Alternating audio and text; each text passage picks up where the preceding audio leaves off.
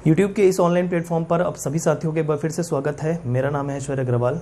मुख्य परीक्षा उत्तर लेखन कार्यक्रम के अंतर्गत आने वाला यह भाग 2 है, जिसमें हम हर हफ्ते कुछ प्रश्न के उत्तर के बारे में डिस्कस करते हैं जो मुख्य परीक्षा के तौर पे लिखे जाएंगे। पिछले हफ्ते छत्तीसगढ़ के कुछ मैंने प्रश्न दिए थे जिनका उत्तर मुझे टेलीग्राम के ऑफिशियल ग्रुप में मिला है, जिसका मूल्यांकन करके मैं हर एक का पर्सनल फीडबैक उस ग्रुप में डाल देता हूँ, जैसे मैंने पिछले हफ्ते भी किया था और इस बार भी करूँगा। आप भी अगर चाहते हैं कि आपके भी उत्तर मूल्यांकन करके हम आपको फीडबैक दें, तो आप अपना उत्तर हमारे ऑफिशियल ग्रुप टेलीग्राम ग्रुप में आज़ाद CGPSC अकेडमी में अपना उत्तर लिख के भेज सकते हैं। ठीक है दोस्तों, इस हफ्ते में जो प्रश्न देने वाला हूं वो छत्तीसगढ़ का ना हो के संविधान विषय से संबंधित होगा। इस प्रकार हम कोशिश करेंगे कि हमारे मुख्य परीक्षा के जो 7 प्रश्न पत्र हैं उसके अंतर्गत आने वाले ज़्यादा से ज़्यादा टॉपिक हम कवर कर सकें। ठीक है, तो उत्तर लिखते जाइएगा ज़्यादा से ज़्यादा और हमें भेजते जाइएगा। आपकी प्रैक्टिस होगी और आपका मूल्यांकन होगा। ठीक है, और पिछले हफ्ते हमने ये भी देखा था कि अच्छा उत्तर कैसे लिखना है, जिसके संबंध में आज मैं और डिटेलिंग करने वाला हूँ, कुछ तथ्य जुटाकर अच्छे उत्तर के संबंध में। ठीक है, तो पहले मैं डिस्कस करूँगा पिछले हफ्ते के प्रश्नों को, तत्पश्चात आपको बताऊँगा कि अच्छे उत्तर में और क्या क्या आप इम्प्रूवमेंट कर सकते हैं अच्छे उत्तर के तौर पर। चलिए शुरू करते हैं दोस्तों। पिछले हफ्ते के जो कुछ लोगों ने प्रश्न के उत्तर भेजे उनका नाम मैं लेना चाहूँगा। अलहरखा राठिया, रानू, पूर्णिमा निषाद और सावी, ये 4 लोगों ने हमारे टेलीग्राम ग्रुप में अपने प्रश्न के उत्तर लिख के भेजे हैं और इनका मूल्यांकन करके इनको पर्सनल फीडबैक दिया जाएगा। तो ज़्यादा से ज़्यादा प्रश्न लिखें। कुछ ऐसे लोग हैं जो पिछले हफ्ते मतलब पिछले हफ्ते अपने उत्तर भेजे थे लेकिन इस हफ्ते नहीं भेजे हैं। ठीक है, तो ऐसा मत कीजिए कि एक हफ्ते लिख रहे हैं फिर एक हफ्ते नहीं लिख रहे हैं। आपको निरंतर रहते हुए उत्तर लेखन की प्रैक्टिस करनी है। ठीक है, चलिए खैर हम आ जाते हैं इस हफ्ते के कुछ प्रश्नों को लेकर। वो है संविधान विषय से संबंधित प्रश्न पत्र 3 के अंतर्गत आता है। कौन से भाग में? भाग 2 में। ठीक है, तो ये प्रश्न इस हफ्ते के लिए आपको नोट करना है।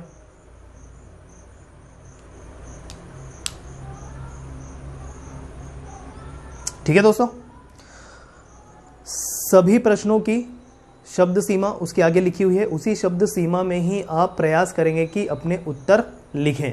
ठीक, चलिए अब हम बात करेंगे पिछले हफ्ते दिए हुए प्रश्नों के उत्तर के बारे में। जैसा कि पिछले हफ्ते में मैंने जो प्रथम प्रश्न दिया था 30 शब्दों में लिखने के लिए, वो था कि सामरी पाट की स्थिति और भौगोलिक स्वरूप का वर्णन कीजिए। ठीक है, तो सामरी पाट की स्थिति मतलब वो किस जिले के अंतर्गत आता है या किस क्षेत्र विशेष के अंतर्गत आता है, ये आपको बताना था। जैसे सामरी पाट छत्तीसगढ़ के उत्तरी पूर्व सीमांत में बलरामपुर जिले के अंतर्गत आता है, ये हो गई इसकी स्थिति। ठीक है, उसके बाद इसका भौतिक स्वरूप बताते हुए क्या, पाट वाले क्षेत्र धरातल से कुछ 600-700 मीटर औसतन ऊपर उठकर समतल हो गए हैं, जिन्हें पाट कहा जाता है। ये इसका भौतिक स्वरूप हो गया। साथ ही साथ इनको हम 2 भागों में विभाजित कर सकते हैं, एक लहसुन पाट और एक जमीर पाट। इस तरीके से मैंने आपको प्रश्नों के उत्तर लिखने के लिए बताया था। पूरे डिटेलिंग में ये पूरा लेक्चर बना हुआ है, इसे देखिएगा।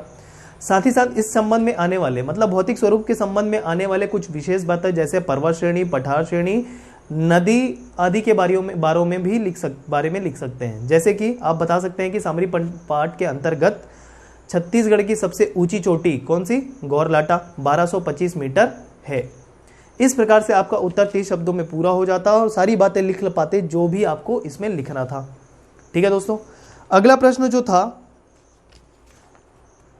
वो था छत्तीसगढ़ में वर्षा के वितरण का परीक्षण कीजिए। अब देखिए कुछ पुछल्ले शब्द होते हैं, जैसे परीक्षण कीजिए, समीक्षात्मक मूल्यांकन कीजिए, वर्णन कीजिए।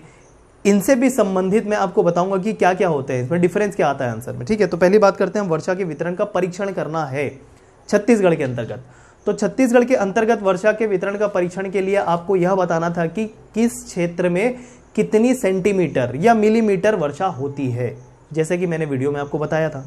तो इसमें करते हुए सबसे पहली लाइन क्या लिखनी थी? छत्तीसगढ़ में औसतन वर्षा लगभग 140 से 150 सेंटीमीटर तक होती है। यहां से शुरुआत करते हुए फिर उसमें क्या लिखना था? उत्तरी क्षेत्र में कितना वर्षा होती है। ठीक, फिर रायपुर दुर्ग के मैदान के क्षेत्र में कितनी वर्षा होती है, और अंत में आपको बताना था कि छत्तीसगढ़ के अंतर्गत सबसे कम वर्षा किस क्षेत्र में होती है, जिसे हम वृष्टि छाया प्रदेश कहते हैं। ठीक है, तो उत्तरी क्षेत्र में क्या किया जाता, जैसे उत्तरी क्षेत्र में विशेष बात करें तो जशपुर पाट वाले क्षेत्र में वर्षा सबसे अधिक होती है, साथ ही साथ रायगढ़ बेसिन में सबसे अधिक वर्षा होती है, और दंडकारण्य पठार के तौर पर देखें तो उसमें अबुझमाड़ क्षेत्र या अबुझमाड़ की पहाड़ी में सबसे ज़्यादा वर्षा होती है। कुल मिलाकर तकरीबन 170 से 180 सेंटीमीटर वर्षा यहाँ पर होती है छत्तीसगढ़ के अंतर्गत इन क्षेत्रों में। साथ ही साथ रायपुर दुर्ग के मैदानों में वर्षा जो है 130 से लेकर 140 सेंटीमीटर के आसपास होती है। और छत्तीसगढ़ के अंतर्गत सबसे कम वर्षा का क्षेत्र है मैकल श्रेणी वाला क्षेत्र, जिसके अंतर्गत कवर्धा जिला आता है, जिसे हम वृष्टि छाया प्रदेश भी कहते हैं। यहाँ तकरीबन 120 सेंटीमीटर से कम वर्षा होती है। इस प्रकार से आप वर्षा का वितरण बता सकते थे आसानी से, आपकी शब्द सीमा भी पूरी हो जाती है और सारे तथ्य भी समाहित हो जाते हैं। ठीक है, अगला प्रश्न जो मैंने दिया था वो दिया था कि बंगाल की खाड़ी छत्तीसगढ़ में वर्षा को किस प्रकार प्रभावित करती है। 60 शब्दों में इसमें उत्तर आपको लिखना था। ठीक है, तो अब बंगाल की खाड़ी से आपको पहले बताना था कि भाई सबसे पहले जो जून का महीना होता है उसमें भारत में निम्न वायु दाब का क्षेत्र निर्मित हो जाता है। ठीक, जिससे मानसूनी हवाएं जो है आकर्षित होती है और बंगाल की खाड़ी की मानसूनी शाखा पूर्वी घाट को पार करते हुए छत्तीसगढ़ क्षेत्र में प्रवेश करती है।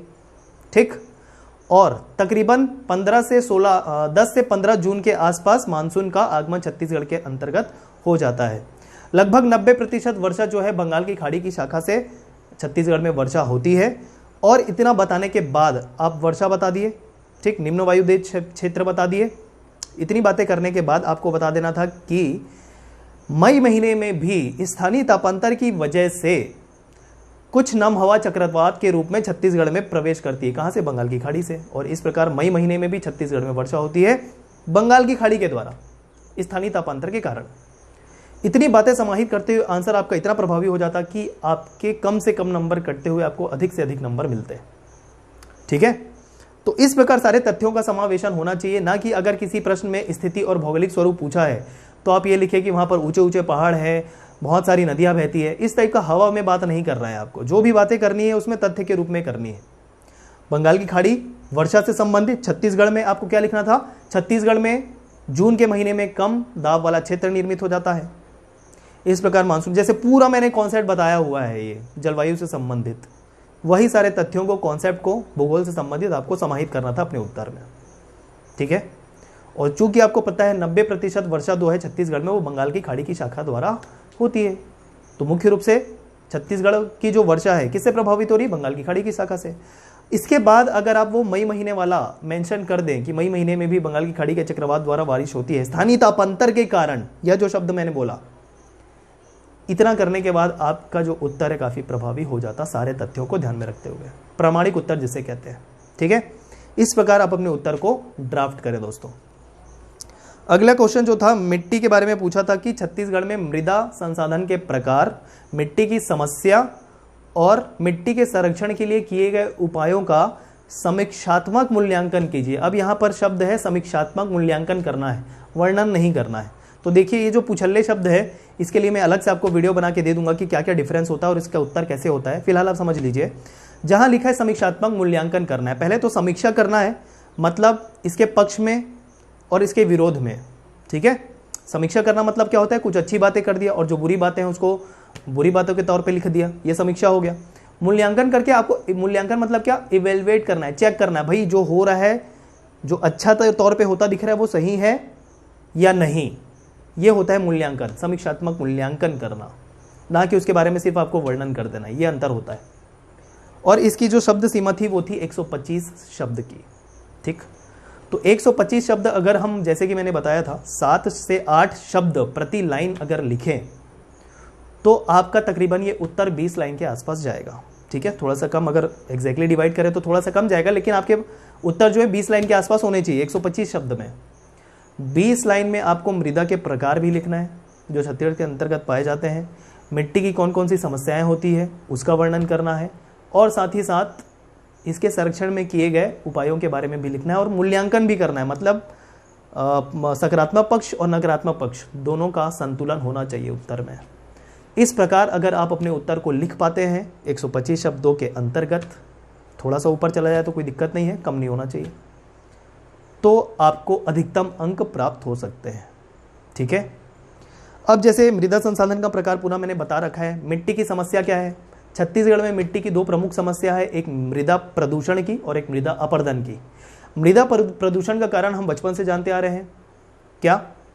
रासायनिक खादों का प्रयोग, कारखानों, उद्योगों से निकलने वाले रसायन जो जल निकायों को प्रदूषित करते हैं और वो जल जो है मृदा को प्रदूषित करते हैं। ठीक। बायोडिग्रेडेबल पदार्थों का या बायोडिग्रेडेबल जो पदार्थ नहीं है, जो पदार्थ बायोडिग्रेडेबल नहीं है, ठीक है, उनका मिट्टी में जमाव हो जाना, कठोर अपशिष्ट पदार्थों का या ठोस अपशिष्ट पदार्थों का मिट्टी में जमाव होना, ये सारे मृदा प्रदूषण के कारण है। मृदा अपरदन के कारण के तौर पे अगर लिखें तो सबसे पहले वनों की कटाई, ठीक है, वनस्पतियों का फैलाव का ना होना, बंजर खाली पड़ी भूमि को वायु अपरदन के लिए खुला छोड़ देना, आग लगना, ठीक है। इस प्रकार आप ढेरों कारण बता सकते थे जो मिट्टी की समस्या के अंतर्गत आ जाती है। अब उसके समीक्षात्मक मूल्यांकन जो करना है उसके क्या क्या स्टेप नहीं लिए जा रहे हैं, मतलब इनको वो करने के लिए एक आध उदाहरण के तौर पे रख दीजिए आप। जैसे अगर आप कहीं देख रहे हैं कि जैसे मृदा अपरदन हो रहा है, उसका कारण आपको पता है कि वृक्षों की कटाई, ठीक है, या वनों का काटा जाना, तो उसमें आप बता देते कि कहीं पर रोड बन रहा है, कुछ एक एग्जाम्पल के तौर पर रखते हुए, ठीक है, फैक्ट रखते हुए, तो आपका उत्तर यकीन मानिए बहुत ही ज़्यादा प्रभावी हो जाता था।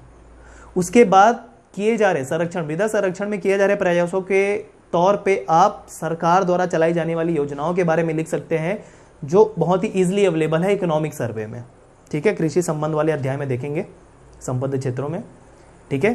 जैसे मृदा परीक्षण प्रयोगशाला के बारे में आप लिख सकते थे, कंपोज्ड खाद के बारे में लिख सकते थे, सिंचाई सुविधा के बारे में। देखिए, पर्याप्त सिंचाई नहीं होना ये भी एक प्रकार का मृदा प्रदूषण का कारण होता है, तो किस प्रकार से सिंचाई सुविधा उपलब्ध है, इस प्रकार भी आप सारे उत्तर अच्छे से लिख सकते थे शब्द सीमा के अंतर्गत। हालांकि ये जो 125 शब्द है और ये जो प्रश्न दिया है आपको, इसके 3 पक्ष हैं, संसाधन का प्रकार, ठीक है, मिट्टी की समस्या, और तीसरा पक्ष है इसमें संरक्षण में किए गए उपाय, और इनको ध्यान में रखते हुए सकारात्मक और नकारात्मक दोनों लिखना था, ठीक है, किए गए उपायों के अंतर्गत या नहीं किए जाने वाले उपाय के अंतर्गत। तो इतना शब्द 3 पक्षों को ध्यान में रखते हुए आपकी शब्द सीमा जो है 125 क्या 225 के पार भी आराम से जा सकती है, लेकिन सभी तरीके से संतुलन बिठाते हुए आपको 125 शब्द के अंतर्गत ही प्रश्न उत्तर अपने लिखने हैं, ये अब ध्यान रखें दोस्तों। तो इस प्रकार आप जैसे कि मैंने बताया उस तरीके से आंसर फ्रेम करके ही लिखिएगा। 5वां जो प्रश्न था वो था दंडकारण्य प्रदेश की भौगोलिक स्थिति और भौतिक स्वरूप का वर्णन कीजिए। फिर से वही स्थिति और भौतिक स्वरूप का वर्णन आपको करना है, जिसके अंतर्गत पहले बता दीजिए कि दंडकारण्य पठार की स्थिति क्या है, कौन कौन से जिले इसमें शामिल होते हैं, ठीक है, जैसे बस्तर संभाग के सारे जिले और साथ ही साथ राजनांदगांव का मोहला मानपुर तहसील, ठीक, इसके अंतर्गत आता है। ये हो गई स्थिति। स्थिति के बाद आपको इसकी स्वरूप बताना है, तो इसके अंतर्गत आने वाले पहले भौतिक प्रदेशों के बारे में वर्णन कर दीजिए कि कोटरी बेसिन है, अबूझमाड़ क्षेत्र है, बस्तर का पठार है, बस्तर के पहाड़ी क्षेत्र है। इस प्रकार बताते हुए कौन कौन सी प्रमुख नदियां यहाँ से प्रभावित होती है, कौन सा अपवाह क्षेत्र है, मतलब अपवाह तंत्र है, कौन कौन सी मुख्य पहाड़ियां हैं जैसे अबूझमाड़ की पहाड़ी, राव घाट की पहाड़ी, ये सब हो गए भौतिक इसके वर्णन, भौतिक स्वरूप के वर्णन।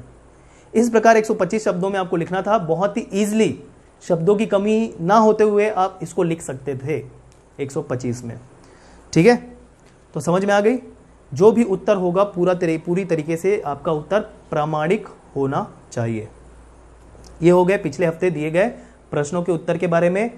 अभी भी आपके पास आज के बाद 1 दिन का समय और रहेगा, अगर आप चाहें तो इन प्रश्नों के उत्तर लिख के हमें भेजिए, हम आपको मूल्यांकन करके बताएंगे, और जैसा मैंने कहा है उस प्रकार आप लिखने की कोशिश करें, ठीक है।